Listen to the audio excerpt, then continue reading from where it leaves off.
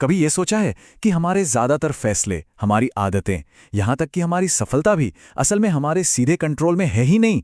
आज हम बात करने वाले हैं उस अदृश्य शक्ति की जो हमारी जिंदगी के 95% हिस्से को चला रही है। चलिए समझते हैं इस पूरे खेल को। तो एक सवाल से शुरू करते हैं। क्या हम सच में अपनी जिंदगी के मालिक हैं? या फिर हम सब बस उन कठपुतलियों की तरह हैं जिनकी डोर कोई और खींच रहा है? हमारे फैसले, क्या वो सच में हमारे अपने हैं? क्या होगा अगर मैं ये कहूं कि हमारी सफलता, हमारी सेहत, यहाँ तक कि हमारे बैंक में कितना पैसा है, ये सब हमारे सीधे कंट्रोल में नहीं है?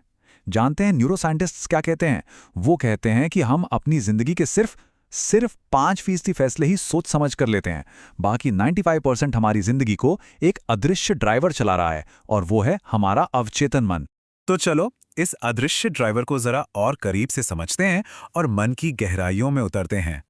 मन को समझने के लिए ना, ये आइसबर्ग वाली मिसाल सबसे बेस्ट है। पानी के ऊपर जो छोटा सा हिस्सा दिख रहा है, वो है हमारा चेतन मन, सिर्फ 5 से 10%। इसी से हम सोचते हैं, लॉजिक लगाते हैं। लेकिन असली शक्ति, असली खेल तो पानी के नीचे चल रहा है। देखिए, हमारा चेतन मन तर्क से, लॉजिक से चलता है, पर इसके पास सिर्फ 5% पावर है। वहीं दूसरी तरफ अवचेतन मन भावनाओं यानी इमोशंस से चलता है, और 95% पावर इसी के पास है। ये कभी सोता नहीं है। 24 घंटे हमारे शरीर का ऑटो पायलट बना रहता है। हमारी सांसें, दिल की धड़कन, खाना पचाना, ये सब वही संभाल रहा है, हमें पता भी नहीं चलता। अच्छा, इसका सबसे अच्छा उदाहरण है गाड़ी चलाना। जब हम सीखते हैं तो पूरा ध्यान लगाना पड़ता है। क्लच, ब्रेक, गियर, ये सब हमारा चेतन मन कर रहा होता है। लेकिन कुछ महीनों बाद हम गाने सुनते हुए, किसी से बात करते हुए घर पहुंच जाते हैं, पता भी नहीं चलता। तो गाड़ी चला कौन रहा था? जी हां, हमारा अवचेतन मन। उसने ड्राइविंग के पैटर्न को ऑटोमेट कर दिया है। पर यहां एक बहुत बड़ी प्रॉब्लम है। जैसे अवचेतन मन ने गाड़ी चलाना सीखा, सोचिए अगर उसने गरीबी या असफलता को भी एक ऑटोमेटिक पैटर्न बना लिया हो तो क्या होगा? और यही वो सबसे बड़ी वजह है कि क्यों कई लोग मेहनत करने के बावजूद अमीर नहीं बन पाते या अपने लक्ष्य पूरे नहीं कर पाते।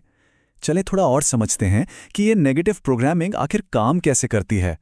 इसे ऐसे समझिए, हमारा चेतन मन जहाज का कप्तान है जो मंजिल तय करता है। मुझे अमीर बनना है। लेकिन इंजन रूम में बैठा अवचेतन मन उस प्रोग्राम पर चल रहा है जो बचपन से फीड किया गया है। नहीं, पैसा कमाना बहुत मुश्किल है। ये ठीक वैसा ही है जैसे कंप्यूटर में वायरस हो। आप कितनी भी मेहनत कर लें, नतीजा तो वही होगा जो प्रोग्राम में लिखा है। तो ये प्रोग्रामिंग आती कहां से है? हमारे बचपन से। जन्म के समय हमारा दिमाग एक खाली हार्ड डिस्क की तरह होता है। फिर हमारे माता पिता, हमारा समाज, हमारे आसपास के लोग इसमें अपनी बातें, अपने विश्वास इंस्टॉल कर देते हैं। और दुख की बात यह है कि हम में से ज्यादातर लोग आज भी उसी पुराने आउटडेटेड सॉफ्टवेयर पर अपनी पूरी जिंदगी चला रहे हैं। ये बातें तो सुनी ही होंगी, पैसे पेड़ पर नहीं उगते, ज्यादा उड़ो मत, हम तो साधारण लोग हैं। ये सारी बातें हमारे अवचेतन में एक वायरस की तरह बैठ जाती हैं और हमारी पूरी जिंदगी को कंट्रोल करती हैं। और अब ये आंकड़ा देखिए, ये सच में चौंकाने वाला है। कुछ स्टडीज का अनुमान है कि अवचेतन मन की प्रोसेसिंग पावर चेतन मन से 30,000 गुना ज्यादा हो सकती है। मतलब साफ है, जब भी इन दोनों में लड़ाई होगी तो जीतेगा कौन? हमेशा हमेशा अवचेतन मन। लेकिन क्या इसका कोई सबूत है? क्या मन में इतनी शक्ति है? चलिए एक सच्ची कहानी सुनाता हूं जो मन की इस अविश्वसनीय शक्ति को साबित करती है। ये सच्ची कहानी है मॉरिस गुडमैन की, जिन्हें दुनिया द मिरेकल मैन के नाम से जानती है। एक प्लेन क्रैश के बाद मॉरिस का शरीर पूरी तरह पैरालाइज हो गया था। रीढ़ की हड्डी टूट चुकी थी। वो सिर्फ अपनी पलकें झपका सकते थे। डॉक्टरों ने तो हाथ खड़े कर दिए थे, कह दिया था कि वो जिंदगी भर बिस्तर से नहीं उठ पाएंगे। उनके लिए कोई उम्मीद नहीं बची थी। लेकिन मॉरिस ने डॉक्टरों की बात मानने से इनकार कर दिया। उन्होंने अपने अवचेतन मन को एक नया, बिल्कुल क्लियर कमांड दिया। वो हर दिन, हर पल अपनी आंखों के सामने सिर्फ एक ही तस्वीर देखते थे कि वो अपने पैरों पर चलकर इस अस्पताल से बाहर जा रहे हैं। और नतीजा, यकीन मानिए, क्रिसमस के दिन वही आदमी जिसे मेडिकल साइंस ने जवाब दे दिया था, अपने पैरों पर चलकर अस्पताल से बाहर निकला। उसके अवचेतन मन ने उस दिमागी तस्वीर को हकीकत मान लिया था और शरीर को खुद ब खुद ठीक करने का ऑर्डर दे दिया था।